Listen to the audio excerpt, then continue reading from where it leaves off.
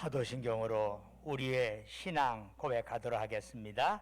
나는 전능하신 아버지 하나님 천지의 창조주를 믿습니다.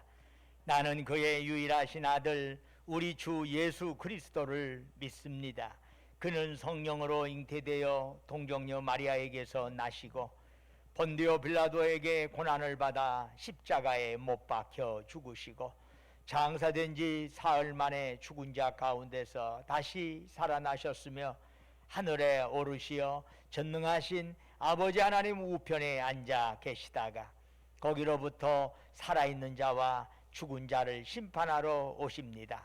나는 성령을 믿으며 거룩한 공교회와 성도의 교제와 죄를 용서받는 것과 몸의 부활과 영생을 믿습니다. 아멘.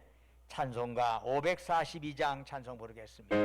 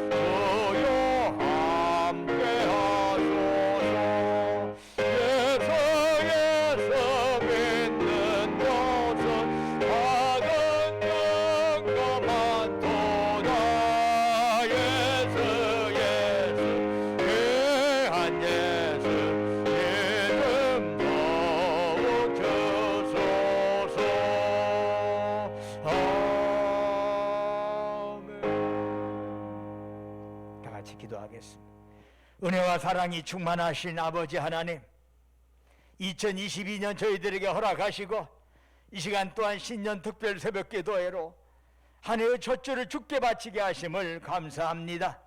아버지 하나님, 사모하는 심령으로 주의 전에 나왔사오니 이 새벽에 주님을 사모하는 저들에게 하늘의 복으로 열어주시고 저희들의 심령에 성령으로 충만하게 역사하여 주옵소서. 아버지 하나님, 감사와 회복이라는 제목을 가지고 이 한 주간을 스스로 우리가 말씀을 묵상하고 우리 자신을 결단하고자 합니다. 원하건대 감사와 회복의 역사가 우리의 삶에, 우리 가정에, 우리 교회에, 이 나라 민족에 함께 하시기를 간절히 축원합니다. 아버지 하나님, 간절히 바라곤 합니다. 주께서 도우시고 인도해 주셔야 모든 일이 가능할 줄로 믿습니다. 주님이 도와주십시오. 함께해 주십시오. 우리들의 심령이 울리고 우리가 새롭게 결단하면서 우리의 2022년이 참으로 감사하는 한 해가 되게 하시고, 어떤 사탄막에 휘말려 들어가지 않도록, 어떤 형태로든 주님을 향하여 눈동자 놓치지 않도록 이 한 해를 붙드시고 인도하여 주시옵시고, 이 한 해가 참으로 놀랍고 새롭게 변혁되는 이러한 귀한 한 해로 기억되게 하옵소서. 오늘 또 주의 말씀 묵상할 때 성령으로 깨닫는 역사가 있게 하여 주옵시고, 그 말씀을 통해서 주시는 하늘의 음성 듣게 하옵소서. 예수 그리스도 이름으로 기도드립니다. 아멘. 오늘 우리가 묵상한 하나님 말씀은 빌립보서 4장 11절에서 13절까지의 말씀이 되겠습니다. 신약성경 322쪽입니다.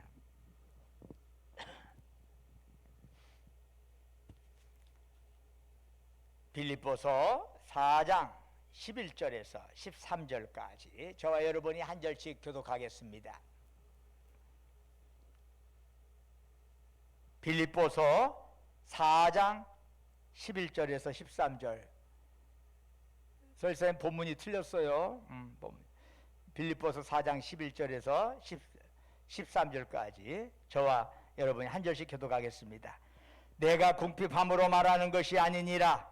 어떠한 형편이든지 나는 자족하기를 배웠노니, 나는 비천에 처할 줄도 알고 풍부에 처할 줄도 알고 모든 일 곧 배부름과 배고픔과 풍부와 궁핍에도 처할 줄 아는 일체의 비결을 배웠노라. 함께 읽겠습니다. 내게 능력 주신 자 안에서 내가 모든 것을 할 수 있느니라. 아멘. 빅터 프랭클이라고 하는 정신분석학자가 있습니다. 이분은 유대인이었어요. 그는 유대인이라고 하는 이유 때문에 2차 세계대전 중에 아우슈비츠 수용소에 갇혀서 죽음의 문턱을 넘나들었던 사람입니다. 어제 함께 이야기를 나눴던 동료가 오늘 불려가 죽음을 맞는 현실을 접하면서 수용소에 갇힌 사람들은 그야말로 절망과 공포를 안고 하루하루를 살았습니다. 그곳에서 이 빅터 프랭클이 발견한 사실이 하나가 있습니다.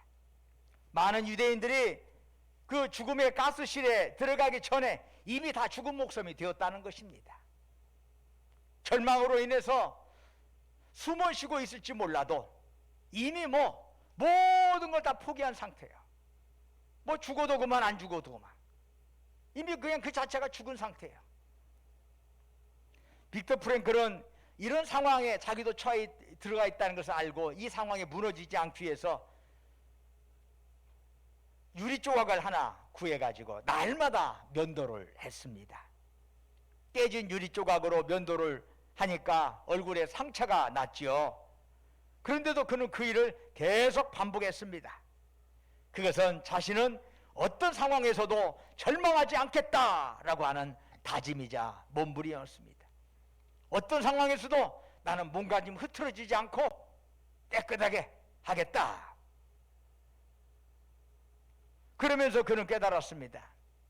독일 나치가 자신의 몸을 수용소에 감금할 수는 있지만 희망을 향한 삶의 태도만큼은 결코 빼앗아갈 수 없다는 사실을 깨달았습니다. 아무리 내 몸을 이리 가라 저리 가라 때리고 고문한다 할지라도 내 마음만은 어떻게 할 수 없다, 이런 거죠. 후에 그는 이런 말을 합니다. 한 인간에게서 모든 것을 빼앗아갈 수 있지만 한 가지, 자유는 빼앗아갈 수 없다. 그것은 어떤 상황에 내가 놓인다 하더라도 삶에 대한 태도를 선택할 수 있는 자유이다 라고 하는 것이죠. 끊임없이 많은 사람들이 이 상황 때문에 어쩔 수 없이 이 상황 때문에 그러다 보면 상황에 밀려가서 살아가는 사람이야. 내가 주체적으로 살아가는 게 아니라 상황에 밀려서 어쩔 수 없이 살아가는, 말하자면 상황의 노예로서 난 살아갑니다, 그런 얘기야. 상황 핑계를 대다 보면. 빅터 프랭클은 나 그렇게 살지 않겠다는 거예요. 죽더라도 내가 결단해서 가는 것이고 무슨 어떤 그 계획을 세우더라도 내가 결단해서 하는 것이지 상황 때문에 한 얘기를 하지 않겠다. 여러분, 오늘 말씀은 사도 바울이 했던 고백이지요. 여러분, 오늘 고백의 말씀 빌립보서 4장 11절에서 13절의 말씀을 자신의 고백처럼 함께 크게 한번 읽어보도록 하겠습니다. 시작. 내가 궁핍함으로 말하는 것이 아니니라. 어떠한 형편에서든지 나는 자족하기를 배웠노니 나는 비천에 처할 줄도 알고 풍부에 처할 줄도 알아. 모든 일 곧 배부름과 배고픔과 풍부와 궁핍에도 처할 줄 아는 일체의 비결을 배웠노라. 내게 능력 주시는 자 안에서 내가 모든 것을 할 수 있느니라. 아멘. 우리는 이 말씀에서 몇 가지 교훈을 배울 수가 있습니다. 첫째로 감사는 선택이라는 것입니다. 사도 바울이 복음을 전할 때 그에게 다가오는 것은 박수 소리가 아닙니다. 환영의 소리가 아니었습니다. 오히려 복음 때문에 고난받고 복음 때문에 미움받았습니다. 열심히 하는 만큼 옆에서 싫어했습니다. 열심히 하는 만큼 시기와 질투도 많아졌습니다. 그러다 보니까 그 주변에서 감사할 조건을 따지자니 하나도 없었습니다. 복음을 전하니까 박수 소리가 들려오고 환영이 들려오고 그냥 사람들이 쌍수를 두고 받아들이면 얼마나 기분이 좋겠어요. 근데 그게 전혀 아니요. 정말 귀한 진리 가지고 가는데도 미움받고 진리 가지고 가는데도 열성을 내면 낼수록 시기와 질투를 받는 것이 자기만 하나님 믿는 것 같다고 이러는 거죠. 이게 현실이에요. 현실. 그런데도 바울은 그 모든 상황에서 긍정적인 사고를 가지고 하나님께 감사를 드렸습니다. 어떻게 그럴 수 있었을까요? 그것은 바울이 불안 대신에 원망 대신에 감사를 선택했기 때문입니다. 즉 감사할 수 있는 상황이 감사를 낳아준 것이 아니라 감사하기로 결단했기 때문에 감사할 수 있다는 것입니다. 이건 대단히 중요한 것이에요. 내가 감사를 선택하겠다. 아무리 어떤 상황이 한다죠. 나는 감사하기를 선택했다. 이 결단하는 게 되게 중요한 것이에요. 미국의 찰스 스윈돌 목사님이 이런 말을 하죠. 문제의 10%는 객관적인 사실이지만 나머지 90%는 우리의 반응에 의해 결정된다. 그렇습니다. 감사는 선택입니다. 객관적으로 풍요한 것이 많아서 감사하는 것이 아닙니다. 어려운 가운데서도 감사를 선택했기 때문에 감사할 수 있는 것입니다. 그리고 감사를 선택했기 때문에 행복할 수 있는 것입니다. 우리가 세상 살면서 이 원리를 배울 때 환경 탓하지 말고 감사를 선택할 수 있기를 주의 이름으로 축원합니다. 오늘 말씀해 주시는 둘째 교훈은 뭘까요? 감사는 훈련이라는 것입니다. 시편 57편을 보면은 다윗이 얼마나 그 살면서 힘들었는가를 보여줍니다. 그는 주변의 어려운 상황에서도 엎치락 뒤치락 했습니다. 하나님을 바라보면 힘을 얻는가 싶더니 또 원수가 우니 달려오면 그냥 모든 마음이 다 내려져 버려. 하나님 볼 때는 좀 올라갔는데 원수 바라보면 너무나 겁이 덜컥 나는 거예요. 좀 회복되는가 싶더니 현실 앞에서는 그냥 함몰되고 말아요. 다시 힘을 내자 소리쳐보지만 뒤돌아서면 마음은 그냥 무너져 내버리는 거예요. 이런 반복을 계속 거듭하면서 드디어 다윗은 시편 57편 9절에서 이런 고백을 하지요. 주여 내가 만민 중에서 주께 감사하오며 문나라 중에서 주를 찬송하리이다 라고 고백합니다. 다윗은 많은 연단 과정을 거쳐가면서 결국은 감사를 선택했던 겁니다. 불같은 연단의 과정이 있었기 때문에 그 고통스러운 상황이 전부 훈련으로 승화될 수 있었답니다. 여러분, 우리에게 고난이 오고 모든 것이 온다 하더라도 그 고난 때문에 다 성숙해지는 거 아닙니다.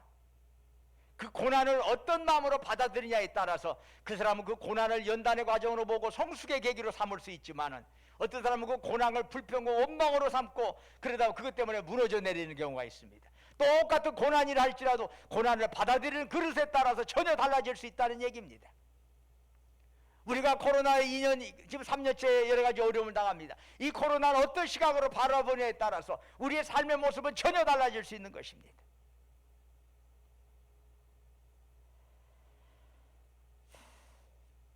수많은 연단을 거치고 수많은 아픔을 거치고 넘어지고 깨지면서 습득되는 것이 바로 감사랍니다. 그냥 감사를 선택하면 마음대로 그냥 감사가 나오는 거 아닙니다. 현실에 부딪히면 그 감사가 또 무너져 내리네. 허기로 마음 먹었는데, 교회에서 기도하면서 그렇게 마음 먹었는데 현실에 부딪히니 또 무너져 내려. 그러면서 드디어 감사가 몸으로 체질화되어 가는 거예요. 그래도 자꾸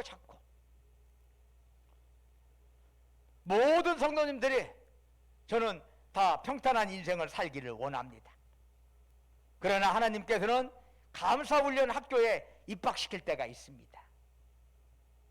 그럴 때 여러분이 눈물을 삼키고 감사를 선택하는 능력을 구비할 수 있기를 간절히 축원합니다. 그렇습니다. 그냥 죽을 때까지 상승승장구하고 형통하기를 원합니다. 아픔도 눈물도 고통도 없기를 원합니다. 그러나 많은 경우에 그렇지 못하다는 것이요. 많은 경우에 내려가고 올라가고 내려가고 올라가고. 여러분, 저는 주식 같은 건 전혀 몰라요.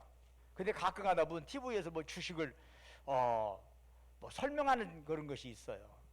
지나가다가 이제 채널 고르다가 한 번씩 저게 뭐요? 이렇게 궁금하게, 옛날에 제가 이제 경제학을 했기 때문에 한 번씩 쳐다볼 때가 있어요.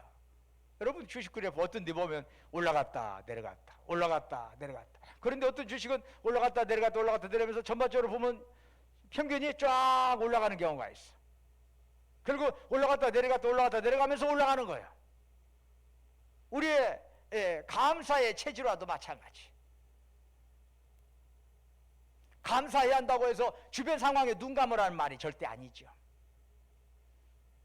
아파할 때 아파할 줄도 알아야지.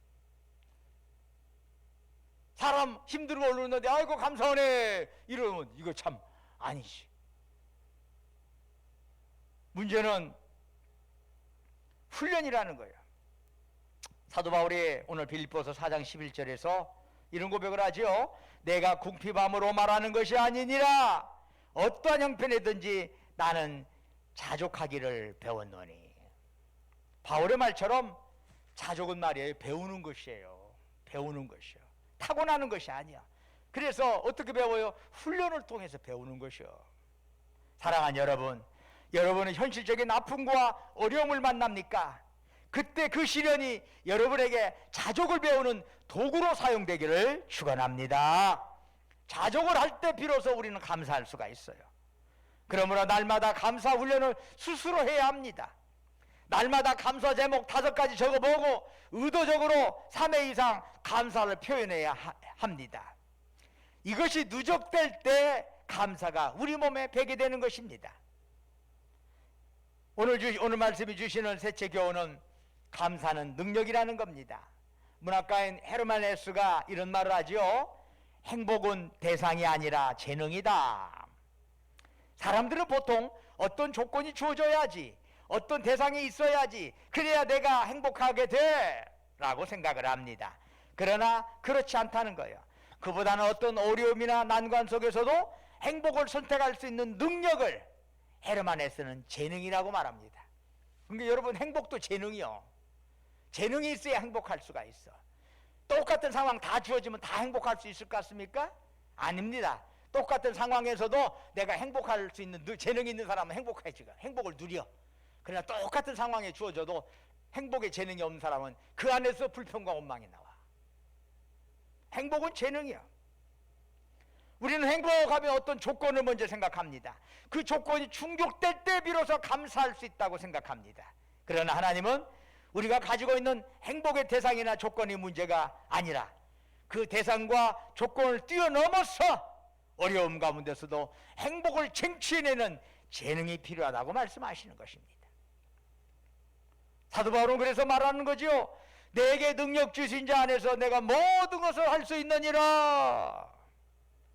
예수를 믿는 우리들은 환경에 지배당하지 않고 오히려 환경을 뛰어넘는 기쁨과 감사의 삶을 살아갈 수 있는 존재들입니다. 예수 믿는 우리는 어떤 형편에 처하든지, 즉 궁핍에 처하든지 고난에 처하든지 심지어 아우슈비츠 수용소에 갇혔을 때에도 거기에서 감사의 제목을 끌어낼 수 있는 능력을 가진 자들이 바로 그리스도인들입니다. 그들이 잠자리가 엄청나서 그런 게 아닙니다. 내게 능력 주시는 자 안에서, 내가 잠자리가 많아서가 아니라 하나님의 놀라운 능력으로 나에게 덧입혀 주시기 때문에 가능한 일입니다. 도저히 감사할 조건을 찾지 못할 상황 같은 보여도 기가 막히게 신랄 같은 감사를 뽑아내서 그것을 품고 사는 사람들이 바로 우리 믿는 자들입니다. 어떻게 그런 일이 가능합니까? 주님께서 그런 능력을 우리에게 주시기 때문입니다. 주님은 내게 능력을 주셔요. 그래서 주어지는 상황에서 그것에 대해서 감사할 줄 알고 그것에 대해서 행복할 줄 알게 만들어 주시는 것이지요. 여러분, 우리가 살다 보면은 하루 내 24시간 동안 감사만이 우리에게 있을 수는 없어요. 살다 보면 속상한 일도 왜 없어? 열받은 일 왜 없어요? 있죠. 그러다 보면 감사할 것들이 많았는데 그것이 렌즈가 열받을 일, 속상한 일에 딱 하면 감사가 하나도 안 보이네. 감사가, 여러분 감사 제목들 적다 보면 꼭 그런 것을 경험하게 돼요. 하고 열받을 일로 끝나버리면 낮에 때 감사할 것들이 기억이 잘 안 나. 왜? 그것 때문에 다 색깔이 다 바꿔져 버렸어. 바로 이것을 구분할 줄 알아야. 이것은 분명히 열받은 일이야. 열받은 일이 내가. 이것은 감사한 일이야. 구분해서 이것을 감사할 줄. 그래서 감사에 비중을 두시기를 바랍니다. 이것이 감사 제목을 날마다 적는 것에 대해 우리에게 주는 유익이에요. 그러지 않으면 불평과 원망의 렌즈로 모든 것을 다 색칠을 해버리니까 내 하루의 삶이 다 불평과 원망이 되어버려요. 이것을 분리해낼 줄 알아야. 이건 내 부정적인 감정이었어. 그러나 이것은 감사하는 마음이 분명해. 이건 감사하는 것이야 라고 구분하는 연습, 이것이 바로 우리가 성숙으로 가는 굉장히 중요한 지름길이에요. 여러분,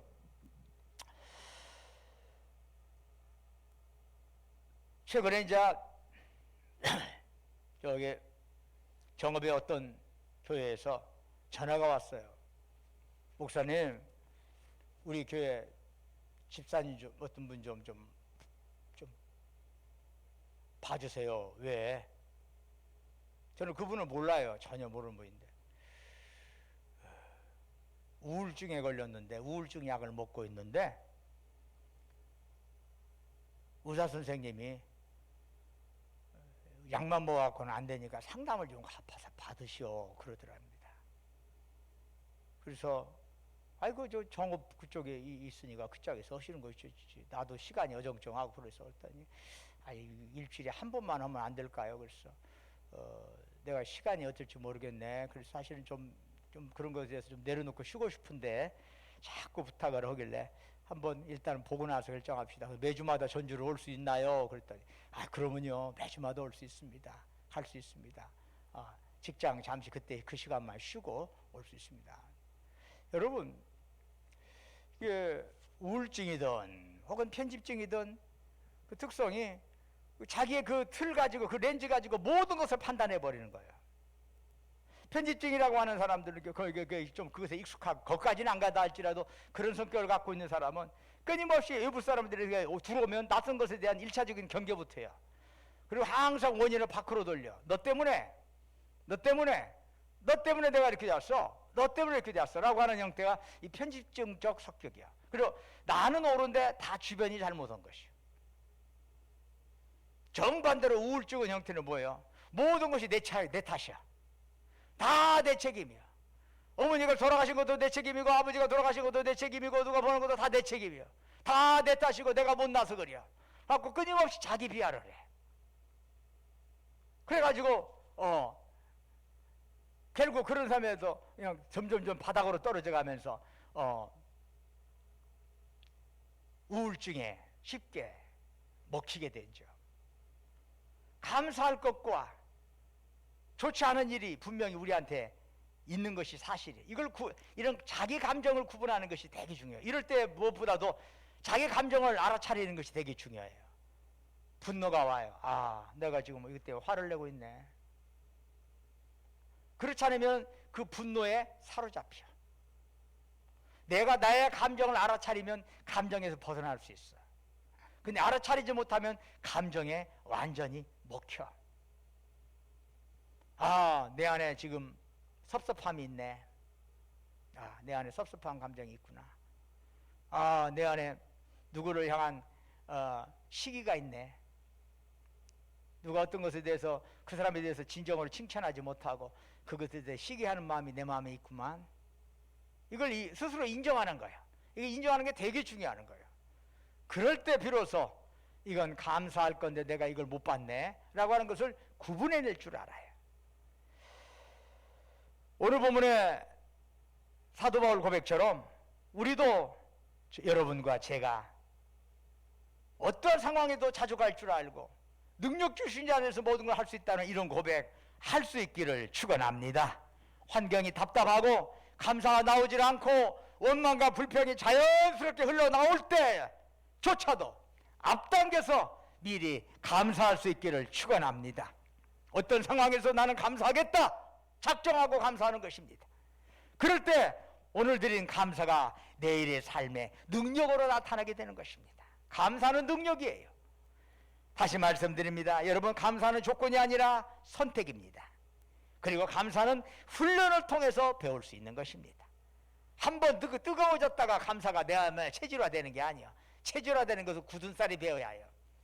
그래서 끊임없이 어떤 다양한 상황에서도 감사를 뽑아내는 훈련을 해야 합니다. 그럴 때 감사는 여러분에게 능력으로 나타날 줄로 믿습니다. 하나님께서는 그런 능력을 우리 믿는 자들에게 주셨습니다. 그 능력 확인하면서 오늘 하루도 감사로 살아가시기를 주의 이름으로 축원합니다. 은혜와 사랑이 충만하신 아버지 하나님, 우리가 다양한 상황에 놓여질 때가 많습니다. 그러한 속에서도 우리는 감사를 선택할 줄 아는 마음이 있게 하여 주옵시고, 어떠한 상황에서든 또한 그러한 감사하고 자족할 줄 아는 것도 훈련을 통해서 배워야 한다는 걸 알면서 우리의 체질이 감사의 체질로 변화되기를 원합니다. 아버지 하나님, 이 한 해 다양한 상황이 우리에게 주어질 것입니다. 하나님께서 활짝 열어준 2022년이 살다 보면은 또 예전처럼 반복적으로 옛날 것에 그냥 말려 들어갈 때가 있을 것입니다. 그러나 그럼에도 불구하고 오늘 말씀 생각하면서 내게 능력 주신 자 안에서 모든 걸 할 수 있다는 사도 바울의 고백이 우리 자신들의 고백이 되게 하여 주시옵시고, 상황에 지지 말고 상황을 뛰어넘어 감사할 수 있는 우리 모두가 되게 하옵소서. 우리 주 예수 그리스도의 이름으로 간절히 기도드립니다. 아멘. 하늘에 계신 우리 아버지, 아버지의 이름을 거룩하게 하시며 아버지의 나라가 오게 하시며 아버지의 뜻이 하늘에서와 같이 땅에서도 이루어지게 하소서. 오늘 우리에게 일용할 양식을 주시고 우리가 우리에게 잘못한 사람을 용서하여 준 것 같이 우리 죄를 용서하여 주시고 우리를 시험에 빠지지 않게 하시고 악에서 구하소서. 나라와 권능과 영광이 영원히 아버지의 것입니다. 아멘. 할렐루야, 할렐루야, 할렐루야. 오늘도 주